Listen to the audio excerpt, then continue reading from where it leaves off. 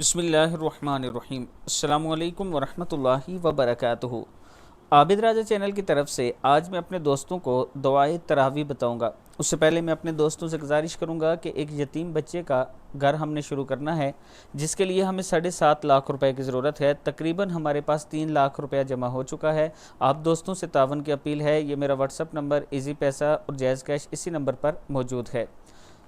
دعائے تراویح کیا ہے؟ بسم اللہ الرحمن الرحیم۔ سبحان ذی الملک والملکوت، سبحان ذی العزت والعظمت والہیبت والقدرت والکبریاء والجبروت، سبحان الملک الحی الذی لا ینام ولا یموت، سبوح قدوس ربنا ورب الملائکۃ والروح، اللہم اجرنا من النار یا مجیر یا مجیر یا مجیر۔